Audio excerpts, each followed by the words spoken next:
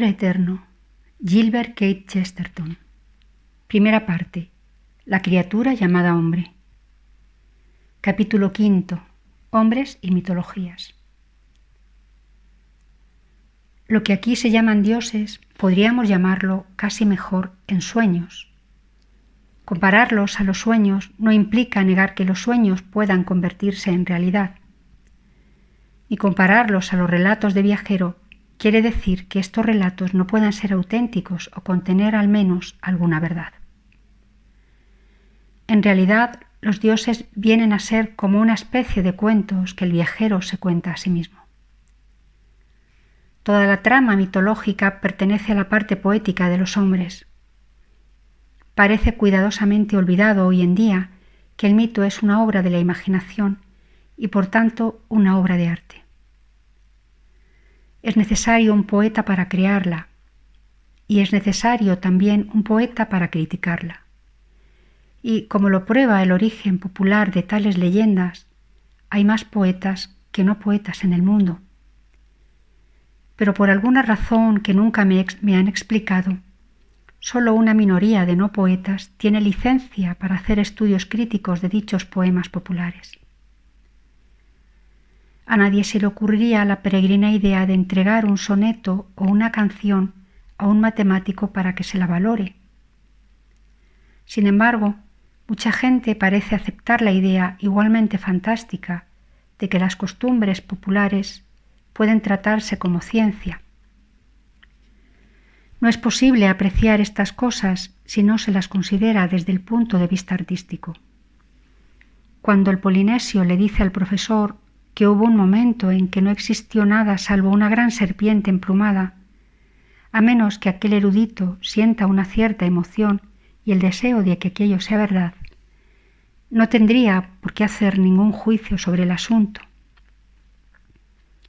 Si otra persona le asegurara, basándose en la autoridad de un iroqués, que un héroe primitivo metió el sol, la luna y las estrellas en una caja, a menos que, como un niño, se pusiera a agitar nerviosamente los brazos y las piernas por el encanto de dicha fantasía, aquello no le aportaría nada en absoluto.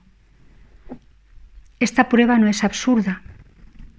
Los niños primitivos y los niños bárbaros ríen y patalean como los demás niños, y es necesaria una cierta simplicidad para hacerse una idea de la infancia del mundo. Cuando Hiawatha, jefe de los iroqueses, escuchara a su nodriza que un guerrero lanzó a su abuela hacia la luna, se reiría como cualquier niño inglés a quien su nodriza le contara que una vaca saltó sobre la luna. El niño se da cuenta de las bromas igual que la mayoría de los hombres, y aún mejor que muchos hombres de ciencia. Pero la prueba definitiva para apreciar lo fantástico es la congruencia de lo incongruente. Una prueba que ha de parecer necesariamente arbitraria por el hecho de ser puramente artística.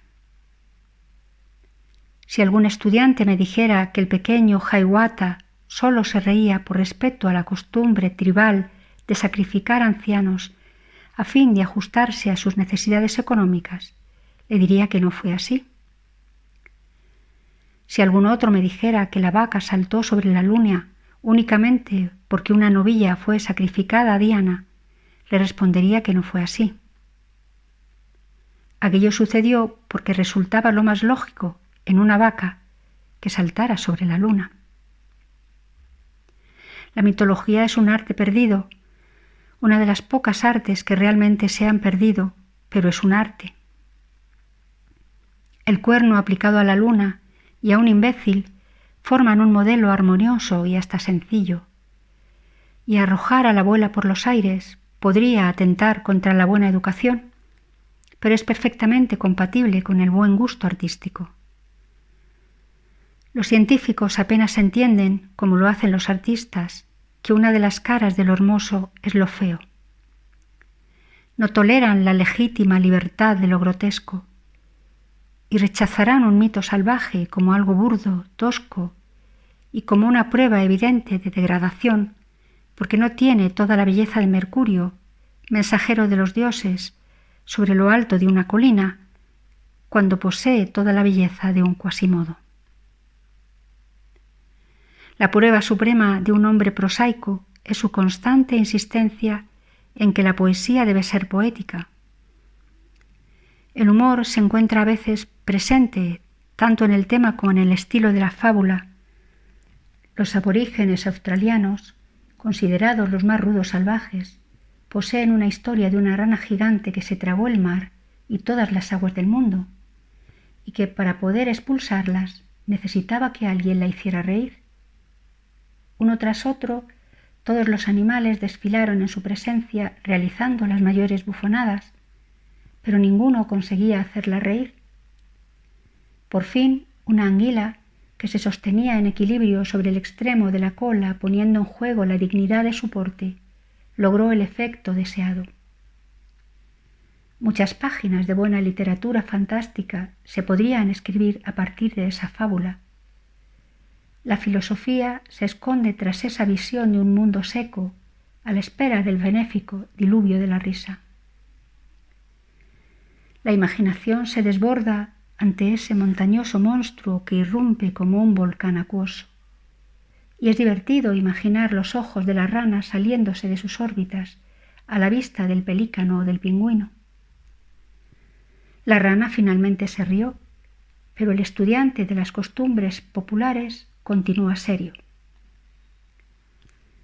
Por otra parte, ni siquiera las fábulas que son inferiores al arte pueden ser juzgadas adecuadamente por la ciencia, y menos aún consideradas como ciencia. Algunos mitos son muy toscos e inexplicables, como los primeros garabatos de los niños, pero el niño está intentando dibujar. Es un error, sin embargo, tratar su dibujo como si fuera un diagrama, un pretendido diagrama. El estudiante no puede hacer una afirmación científica acerca del salvaje, puesto que el salvaje no hace ninguna afirmación científica sobre el mundo. Lo que nos transmite es algo muy diferente, lo que podríamos llamar la comidilla de los dioses, y podemos decir que es algo en lo que se cree antes de tomarse el trabajo de examinarlo, o que se acepta incluso antes de creerlo. Confieso que tengo mis dudas acerca de la teoría sobre la difusión de los mitos, o, como ocurre normalmente, de un mito único. Es verdad que existe algo en nuestra naturaleza y nuestras condiciones de vida que hace que muchas historias sean similares, pero cada una de ellas puede ser original. Un hombre no pide prestada la historia a otro hombre, aunque pueda contarla por el mismo motivo que aquel. Resultaría fácil aplicar toda esta discusión a la literatura y convertirla en un vulgar obsesión por el plagio. El rastro de un concepto como el de la rana dorada de Virgilio sería tan fácil encontrarlo entre las novelas modernas como entre los antiguos mitos tribales. Un ramo de flores se puede encontrar repetidas veces desde Becky Sharp en la Feria de las Vanidades al ramillete de rosas enviado por la princesa Ruritania.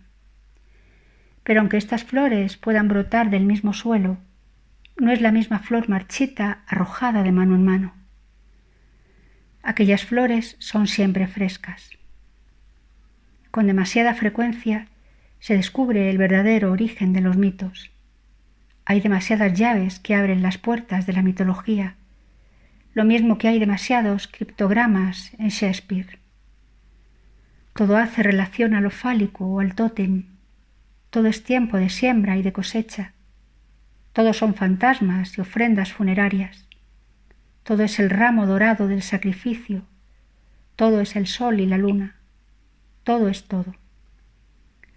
Los estudiosos de las costumbres populares con algún conocimiento más que los de su propia obsesión, junto a otras personas de mayor cultura y sentido crítico, como Andrew Lang, han confesado que el desconcierto provocado por estas cosas dejó su cerebro totalmente revuelto.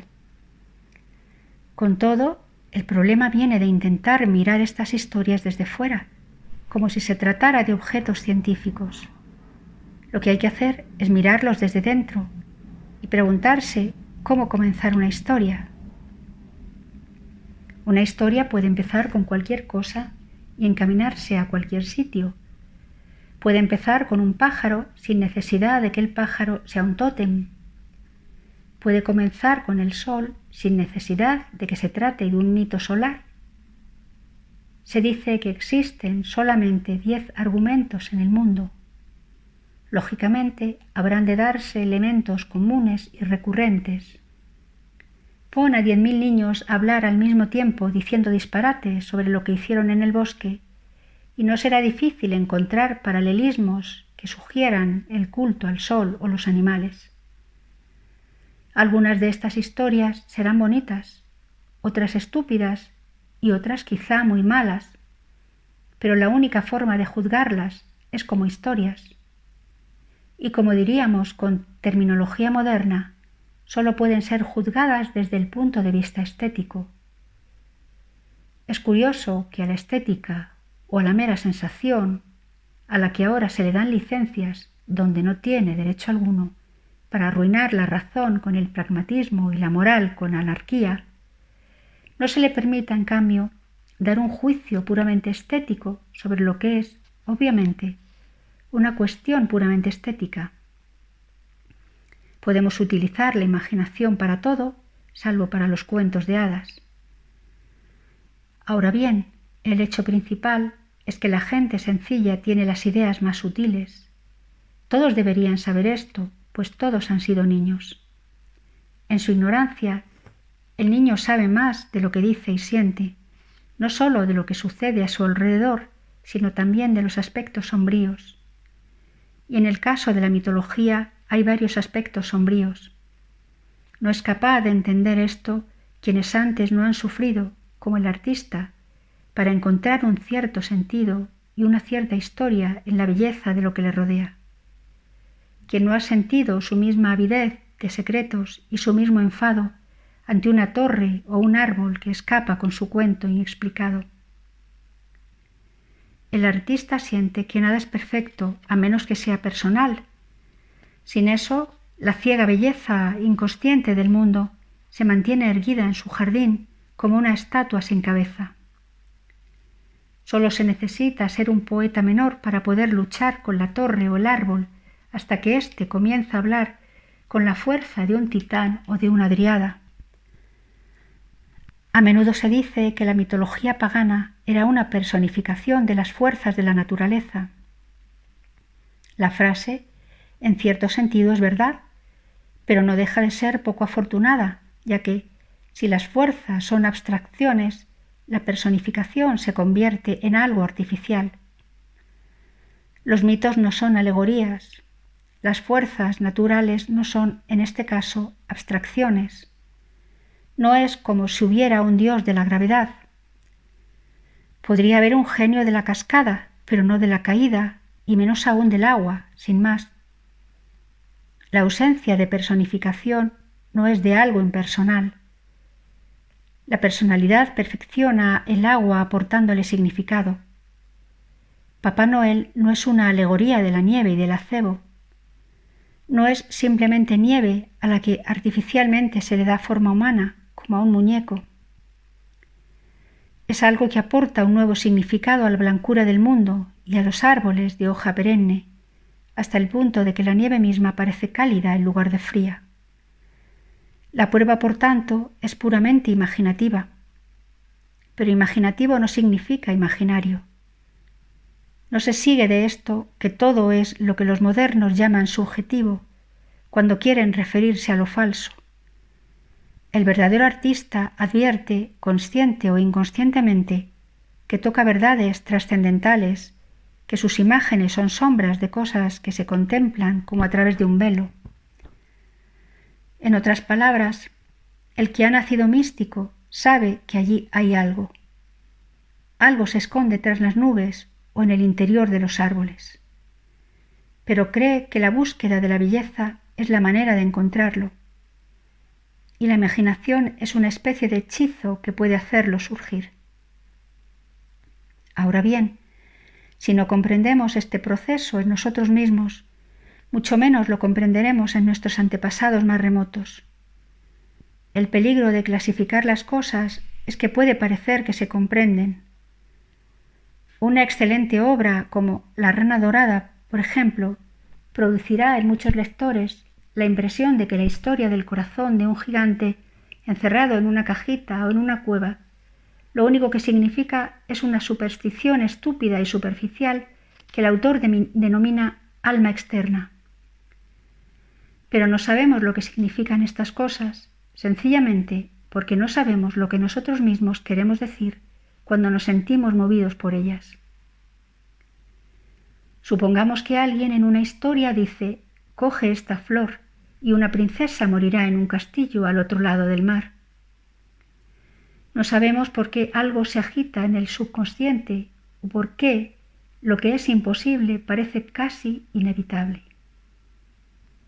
Supongamos que otra historia nos cuenta, y en el mismo instante en el que el rey apagó la vela, sus naves naufragaron lejos de la costa de las Hébridas.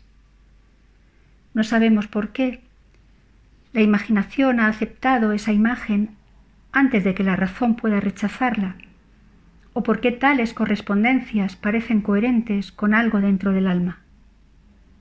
Cosas muy profundas en nuestra naturaleza, una pálida percepción de la dependencia de las cosas grandes respecto a las pequeñas, una velada sugerencia de que las cosas más cercanas a nosotros se encuentran más allá de nuestras fuerzas naturales, un sentir sagrado de lo mágico en las cosas materiales y muchos otros sentimientos que pasan, desapareciendo progresivamente, están en una idea como la del alma externa. Las fuerzas naturales en los mitos de los salvajes son como las fuerzas naturales expresadas en las metáforas de los poetas. El alma de dichas metáforas es, con frecuencia, del mismo tipo que un alma externa. Los grandes críticos han comentado que en los mejores poetas el símil muchas veces es una imagen que parece no tener nada que ver con el texto. Es algo tan irrelevante como lo puede ser el remoto castillo con respecto a la flor, o a la costa de las Hébridas con respecto a la vela. Shelley compara la alondra a una mujer joven en lo alto de una torre, a una rosa en medio de un espeso follaje, a una serie de cosas que parecen ser tan diferentes de una alondra en el cielo como cualquier cosa que podamos imaginar. Supongo que la parte más fuerte de la magia pura en literatura inglesa es el pasaje, tantas veces citado, en El ruiseñor de Keats, en el que habla de las ventanas que se abren sobre la peligrosa espuma. Y a nadie se le ocurre decir que la imagen no parece venir de ninguna parte, que aparece repentinamente después de algunas observaciones casi igualmente irrelevantes sobre Ruth, y que eso no tiene absolutamente nada que ver con el tema del poema. Y si hay algún lugar en el mundo en el que nadie esperaría encontrar un ruiseñor, es sobre el alféizar de una ventana junto a una playa. Y de la misma forma, nadie esperaría encontrar el corazón de un gigante en una caja en el fondo del mar. Ahora bien, sería muy peligroso clasificar las metáforas de los poetas. Cuando Shelley dice que la nube se levantará como un niño desde su seno, como un fantasma desde la tumba, sería posible considerar al primero como un caso del tosco mito del nacimiento primitivo y al segundo como una supervivencia del culto a los fantasmas que se convirtió en culto a los antepasados. Pero no es esta la manera correcta de interpretar una nube, y es probable que dejara a los estudiosos, como Apolonio, dispuestos a encontrar la nube parecida a una comadreja o muy parecida a una ballena. Dos hechos se desprenden de esta psicología de los ensueños, que se deben tener presentes a lo largo de su desarrollo en las mitologías e incluso en las religiones. En primer lugar, estas impresiones de la imaginación son generalmente de carácter exclusivamente local. Lejos de ser abstracciones convertidas en alegorías, son a menudo imágenes convertidas prácticamente en ídolos. El poeta siente el misterio de un bosque particular, no de la ciencia forestal o del organismo encargado de los árboles y de su entorno. Adora la cima de una montaña particular, no la idea abstracta de altitud. De esta forma nos encontramos con que el Dios no es simplemente agua, sino que con frecuencia un río especial. Puede ser el mar, porque el mar es único como una corriente de agua, el río que corre alrededor del mundo. En el fondo, muchas deidades se hacen más grandes en los elementos que las representan, pero son algo más que omnipresentes. Apolo no habita únicamente allí donde el sol brilla, su hogar está en la roca de Delfos. La grandeza de Diana es tanta como para estar en 3 lugares al mismo tiempo, tierra, cielo e infierno, pero más grande es la Diana de los Efesios. Este sentimiento localizado tiene su mínima expresión en el simple fetiche o talismán, como el que los automovilistas colocan en sus coches, pero puede también cristalizar en algo como una religión seria y elevada, con serios y elevados deberes, o derivar en los dioses de la ciudad o incluso los dioses del hogar. La segunda consecuencia es esta, que en estos cultos paganos se da toda sombra de sinceridad y de insinceridad. Exactamente, ¿en qué sentido pensaba un ateniente que debía sacrificar a Palas Atenea? ¿Qué erudito está realmente seguro de la respuesta? ¿En qué sentido pensaba el doctor Johnson que tenía que tocar todos los postes de la calle o que tenía que recoger las mondas de la naranja? ¿En qué sentido un niño piensa que debería pisar las baldosas de forma alterna? 2 cosas son al menos bastante claras. La primera, que en épocas más simples y menos conscientes de sí, estas formas podían llegar a ser más sólidas sin necesidad de llegar a ser más serias. Los ensueños se podían dar en pleno día con más libertad de expresión artística, pero quizá con algo del titubeante paso del funambulista. Cubrid al doctor Johnson con un antiguo manto, coronadlo, con su permiso, de guirnaldas, y lo veréis desenvolverse con gran pompa bajo esos cielos antiguos de la mañana, tocando una serie de postes sagrados esculpidos con cabezas de dioses extraños que limitan la tierra y la vida de los mortales. Dejad que un niño, libre de los mármoles y mosaicos de algunos templos clásicos, juegue en un piso totalmente enlosado con recuadros de blanco y negro, y pronto, a los ojos de su ociosa y fugitiva imaginación, aquel lugar se convertirá en un lugar perfecto para bailar con un ritmo grave y armonioso. Pero los postes y las losas son tan reales como lo son en la actualidad. No son algo más serio por el hecho de que nos los tomemos más en serio. Poseen la misma sinceridad que siempre poseyeron, la sinceridad del arte como símbolo que expresa verdades espirituales bajo la superficie de la vida. Una sinceridad entendida en sentido artístico, no en sentido moral. La excéntrica colección de mondas de naranja podría convertirse en naranjas de un festival mediterráneo o en manzanas doradas en un mito mediterráneo. Pero nunca están en el mismo plano, con la diferencia que existe entre dar la naranja a un mendigo ciego y colocar con cuidado la monda de naranja de forma que el mendigo pueda caerse y romperse la pierna. Entre estas 2 cosas hay una diferencia de especie y no de grado. El niño no considera incorrecto pisar sobre las baldosas como considera incorrecto pisar la cola de un perro. Y cualquiera que fuese la broma, sentimiento o fantasía que indujo por primera vez a Johnson a tocar los postes de madera, no tocó jamás la madera con el sentimiento profundo que le haría tender sus brazos a la madera de aquel árbol terrible sobre el que se produjo la muerte de Dios y la vida del hombre. Como ya he señalado, eso no significa que no hubiera realidad o sentimiento religioso en semejante disposición. La Iglesia Católica ha asumido con un éxito deslumbrante la tarea de proporcionar a la gente tradiciones locales y ritos más sencillos. En la medida en que esta clase de paganismo era inocente y estaba en contacto con la naturaleza, no hay razón por la que hubiera de ser protegida por los santos patrones, tanto como por los dioses paganos. Y en cualquier caso, hay grados de seriedad en la más natural de las simulaciones. Es solamente diferente imaginar que existen hadas en el bosque, lo que normalmente solo significa imaginarse un determinado bosque adecuado para las hadas, a adentrarnos en uno y pasar temerosamente por una casa que creemos que está encantada.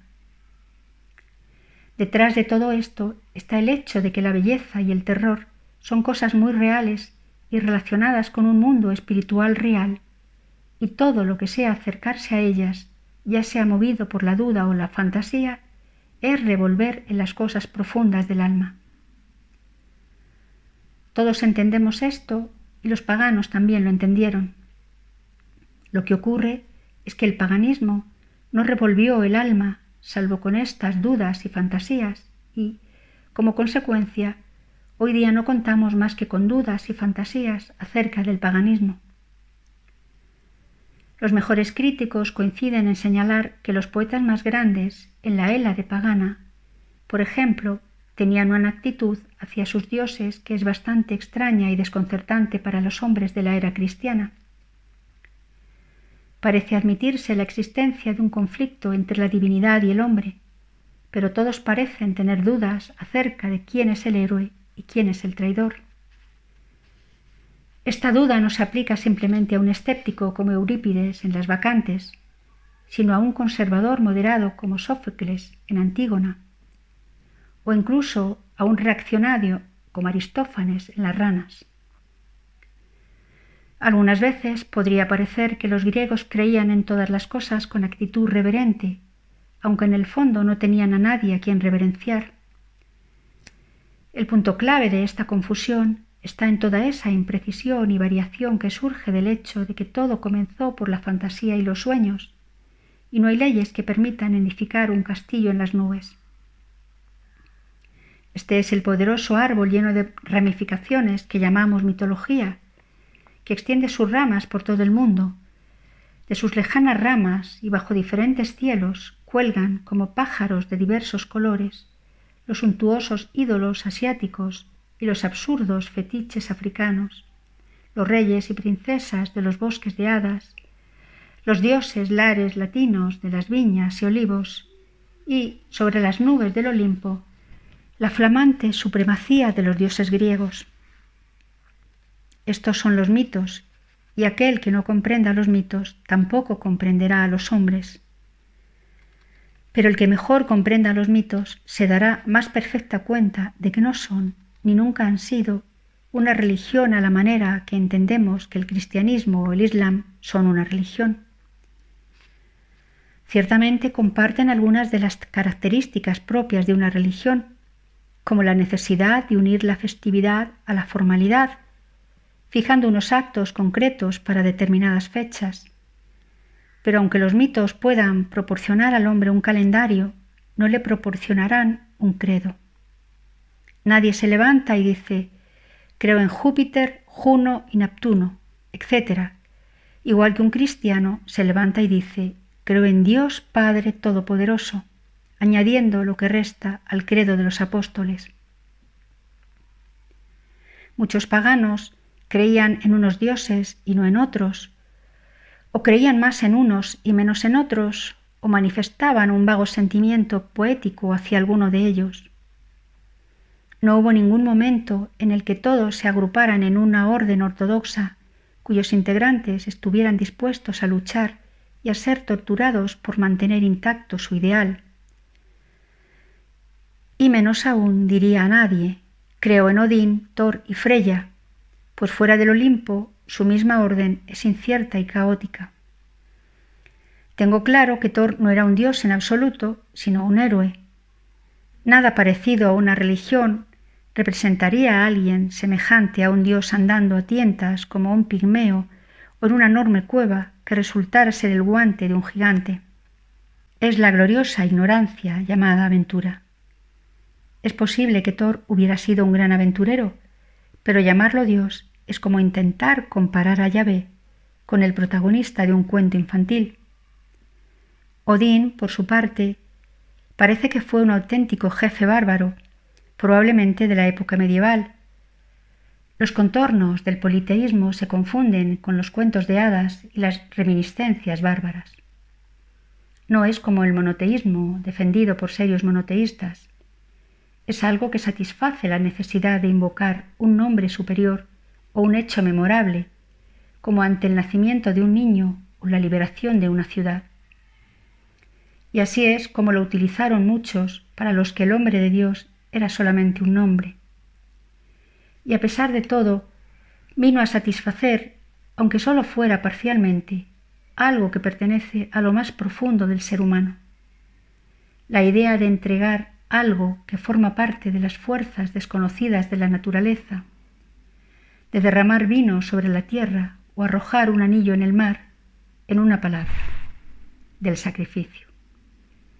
Es la sabia y valiosa idea de no buscar nuestro interés hasta el extremo, de poner algo en la otra balanza para equilibrar nuestro orgullo, de pagar los diezmos correspondientes a la naturaleza por la tierra confiada. Esta verdad profunda del peligro de la arrogancia está presente en todas las grandes tragedias griegas y las hace grandes. Pero esa verdad corre pareja de un agnosticismo críptico acerca de la verdadera naturaleza de los dioses a los que se intenta aplacar. Donde el gesto de sumisión es más grande, como entre los grandes griegos, se transparenta la idea de que ofreciendo una víctima, el hombre obtiene un beneficio mayor que el que hace a su Dios. Se dice que en sus formas más zafias hay, a menudo, acciones grotescamente sugerentes del Dios comiendo el sacrificio. Pero este hecho es falsificado por el error que subrayé antes al hablar de la mitología. Interpreta mal la psicología de los sueños. El niño que se entretiene pensando que hay un duende en el hueco de un árbol buscará el modo de materializar su fantasía, acercándose con la imaginación a ofrecerle algo de alimento. Un poeta podría hacer algo más digno y elegante, como llevar frutas o flores a los dioses, pero el grado de seriedad en ambos casos puede ser el mismo o variar totalmente. La simple fantasía no es más credo que la fantasía ideal. Ciertamente, el pagano no es más ateo que cristiano. Siente la presencia de fuerzas sobrenaturales sobre las que conjetura e inventa. San Pablo dijo que los griegos tenían en un altar a un dios desconocido, pero realmente todos sus dioses eran dioses desconocidos. Y la verdadera fisura en la historia se produjo cuando San Pablo les dijo a quien habían estado adorando sin saberlo. La esencia de todo este paganismo se puede resumir en un intento de alcanzar la realidad divina con la sola imaginación. En su propio campo la razón no lo impide en absoluto. Es vital para lograr una visión de toda la historia que la razón sea algo separado de la religión, incluso la más racional de estas civilizaciones. Es únicamente como una idea tardía cuando tales cultos se encuentran en decadencia o a la defensiva cuando encontramos algunos neoplatónicos o algunos brahmanes intentando racionalizarlos, recurriendo para ello incluso a la alegoría. Pero en realidad, los ríos de la mitología o de la filosofía corren paralelos y no se mezclan hasta confluir en el mar del cristianismo.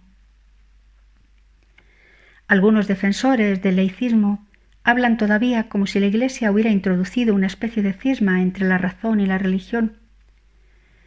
La verdad es que la Iglesia fue realmente la primera que intentó conciliar en todo momento razón y religión.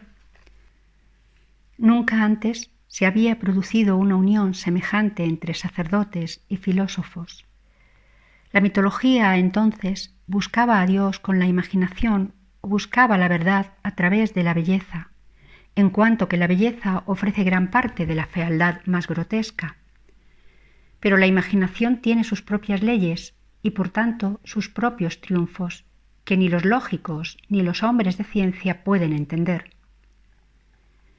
Se ha mantenido fiel a su instinto imaginativo con mil extravagancias, con todo tipo de crudas pantomimas de ámbito universal, como la del cerdo comiéndose la luna o el mundo surgiendo de una vaca, pasando por todas las vertiginosas circunvoluciones o malformaciones místicas del arte asiático o la fría y llamativa rigidez de las estatuas asirias y egipcias, utilizando todo tipo de reflejos deformados de un arte llevado a la locura que parecía deformar el mundo y desplazar el cielo.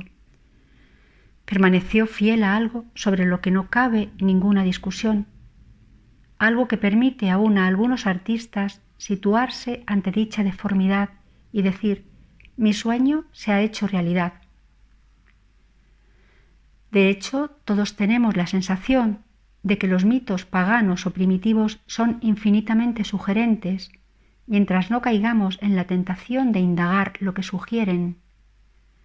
Todos nos damos cuenta, por ejemplo, de lo que significa la acción de Prometeo cuando roba el fuego del cielo, hasta que un listillo pedante con aires de moderno nos explica su significado. Todos sabemos el sentido de Caperucita hasta que alguien nos lo aclara. En este sentido, es verdad que el ignorante, el que acepta los mitos, pero únicamente porque es el ignorante el que sabe apreciar los poemas. La imaginación tiene sus propias leyes y triunfos, y una tremenda fuerza empezó a enturbiar sus imágenes, ya fueran imágenes de la mente o del fango, del bambú de las islas del mar del sur o del mármol de las montañas de la Hélade. Pero siempre hubo un problema en el triunfo que en estas páginas he tratado de analizar en vano, pero quizá pueda definir a modo de conclusión. La clave y la crisis radica en que el hombre encontró natural la adoración, incluso a cosas no naturales. La actitud del ídolo podía ser tiesa y extraña, pero el gesto del adorador era digno y generoso. Cuando me inclinaba ante aquel, no solo me sentía más libre, sino más elevado. De ahí que cualquier cosa que suprimiera el gesto de adoración impediría su desarrollo y lo dejaría mutilado para siempre. Y por la misma razón, una condición meramente secular constituiría para él una servidumbre y una inhibición.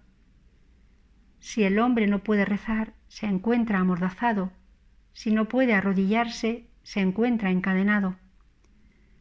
A lo largo de todo el paganismo percibimos una curiosa sensación de confianza y desconfianza al mismo tiempo. Cuando el hombre hace el gesto de saludo y de sacrificio, cuando vierte la libación o levanta la espada, sabe que está haciendo algo digno y varonil. Sabe que está haciendo una de las cosas para las que fue creado. Su experimento imaginativo queda, por tanto, justificado. Pero precisamente porque comenzó con la imaginación, presenta al final un tono de burla, especialmente en su objeto. Esta burla en los momentos más intensos del intelecto se plasma en la ironía casi intolerable de la tragedia griega. Se produce una desproporción entre el sacerdote y el altar, o entre el altar y el Dios. El sacerdote parece más solemne y casi más sagrado que el Dios. Toda la organización del templo responde de forma sólida, sana y satisfactoria a las exigencias de nuestra naturaleza, salvo su mismo centro, que presenta un aspecto curiosamente mutable y confuso, como el de una llama vacilante. Ese centro es la idea primaria por la que se ha edificado el conjunto, una idea que continúa siendo una fantasía y casi una frivolidad. En ese extraño lugar de reunión, el hombre adquiere más solemnidad que la estatua, en una noble y natural actitud que bien podría perpetuar la del joven orante. pero cualquiera que sea el nombre escrito sobre el pedestal, ya se trate de Zeus, Amón o Apolo, el dios a quien adora no es más que Proteo. Se puede decir que el joven orante expresa una necesidad interior más que satisfacerla. Sus manos se alzan en un movimiento que resulta mortal y necesario, pero sus manos vacías encierran también un gran valor simbólico. Más adelante hablaremos de la naturaleza de esa necesidad. De momento es suficiente con señalar que, quizá, después de todo, ese instinto interior que nos lleva a ver detrás de la oración y del sacrificio un signo de libertad y de apertura, nos hace volver los ojos hacia ese concepto amplio y medio olvidado de la paternidad universal que hemos visto palidecer por todas partes desde los comienzos de la humanidad. Es un hecho cierto, pero no del todo. Hay una especie de instinto indescriptible en el poeta pagano que le dice que no se equivoca del todo al hacer del Dios un Dios local. Un instinto que se encuentra en el alma de la poesía si es que no forma parte de la misma piedad. Y el más grande de los poetas, al definir al poeta, no dijo que nos daba el universo, el absoluto o el infinito, sino un lugar habitable y un nombre. Ningún poeta es puramente panteísta. Los que se cuentan entre los más panteístas, como Shelley, utilizan imágenes locales y particulares como hicieron los paganos. Después de todo, Shelley escribió sobre la alondra porque era alondra. Y puestos a traducir su texto en Sudáfrica, no se nos ocurrirá cambiar la alondra por una avestruz. Podemos decir que la imaginación mitológica se mueve en círculos, revoloteando para encontrar un lugar o para volver a él. En una palabra, la mitología es una búsqueda, una combinación de repetidas dudas y deseos en los que el hambre sincera de buscar un lugar se mezcla con la más oscura, profunda y misteriosa indiferencia ante todos los lugares encontrados. La imaginación llegó muy lejos en su solitaria carrera y la razón, a la que volveremos más adelante, no habría de juntarse nunca en su camino. Todos estos elementos diferían de la religión o de la realidad en un aspecto. No eran reflejo de la realidad, sino una realidad diferente. Un cuadro puede parecer un paisaje en cada uno de sus detalles, pero hay un detalle que lo diferencia de la realidad. No es un paisaje. Es la misma diferencia que separa un retrato de la reina Isabel de la misma reina Isabel.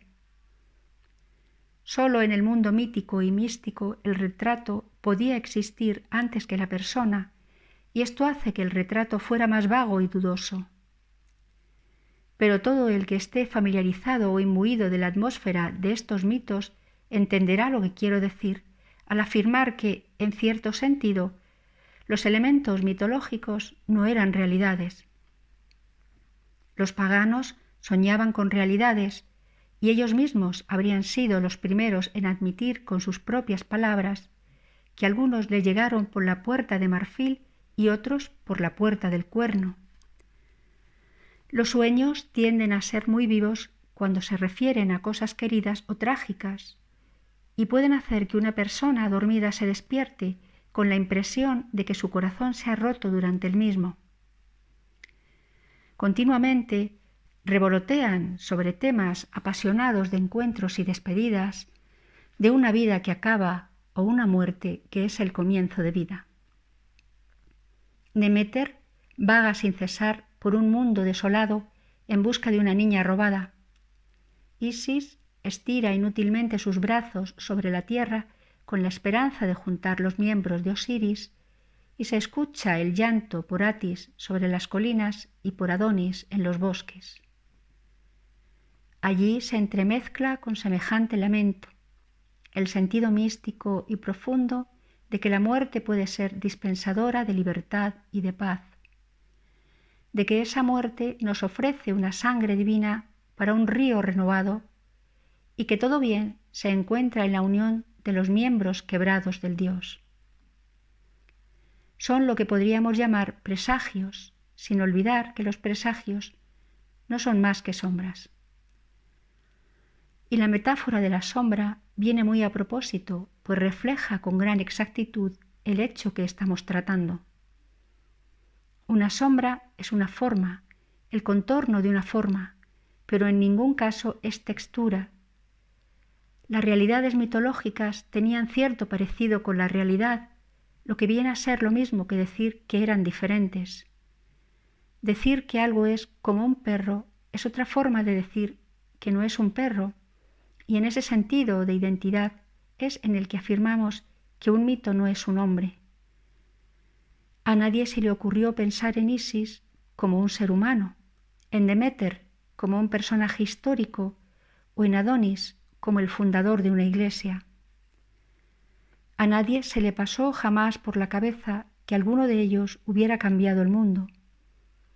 Su muerte y su vida recurrentes le recordaban más bien la hermosa y triste carga de la inmutabilidad del mundo. Ninguno de ellos fue una revolución, a no ser en el sentido de la revolución del Sol y la Luna, y todo su significado se pierde si no alcanzamos a darnos cuenta de que no son más que las sombras de nuestras propias vidas y las sombras que perseguimos. En algunos aspectos sacrificiales y comunitarios parece entreverse el Dios que podía satisfacer a los hombres, pero estos no parecen estar satisfechos. Si alguien dijera lo contrario, no sería buen crítico de la poesía. Los que refiriéndose a aquellos dioses hablan de Cristos paganos manifiestan menor comprensión del paganismo que del cristianismo. Los que llaman a estos cultos religiosos y los comparan con la certidumbre y el desafío de la Iglesia, no saben apreciar el lado humano del paganismo, ni entenderán por qué la literatura clásica sigue siendo algo que permanece en el aire como una canción. No manifiesta mucha compasión con el hambriento el que intenta demostrarle que el hambre es lo mismo que la comida. Ni podemos decir que sea precisamente una comprensión genial de la juventud pretender que la esperanza destruya la necesidad de la felicidad. Y es completamente falso pretender que esas imágenes mentales que tanta admiración causan en abstracto compartan la misma existencia que un hombre y un gobierno adorados también por el hecho de ser reales. Se podría decir también que un muchacho jugando a los ladrones es lo mismo que un hombre agazapado en su trinchera, o que las primeras ilusiones de un muchacho acerca de su chica ideal son lo mismo que el sacramento del matrimonio. Su diferencia fundamental radica precisamente en su superficial semejanza. Casi se podría decir que no son lo mismo ni siquiera cuando son lo mismo. Lo único que les diferencia es que uno es real y el otro no. Quiero decir que uno nunca fue pensado para ser real en el mismo sentido que el otro. Vagamente lo he intentado sugerir aquí, pero resulta algo muy sutil y casi indescriptible. Es tan sutil que los estudiosos que profesan ponerlo a la altura de rival de nuestra religión pierden todo el significado y el sentido de su propio estudio. Sabemos mejor que los eruditos, incluso aquellos de nosotros que no lo son, lo que había detrás de aquel prolongado gemido ante la muerte de Adonis y por qué la Gran Madre tuvo una hija casada con la muerte. Penetramos más profundamente que ellos en los misterios eleusinos y llegamos a un nivel más alto, donde una puerta en el interior de otra guardó la sabiduría de Orfeo. Sabemos el significado de todos los mitos. Conocemos el último secreto revelado al perfecto iniciado. Y no es la voz de un sacerdote o un profeta que dice, estas cosas son. Es la voz de un soñador y un idealista clamando, ¿por qué no habrían de ocurrir estas cosas? Fin de Hombres y Mitologías. Capítulo 3 de El hombre eterno, de Gilbert Keith Chesterton.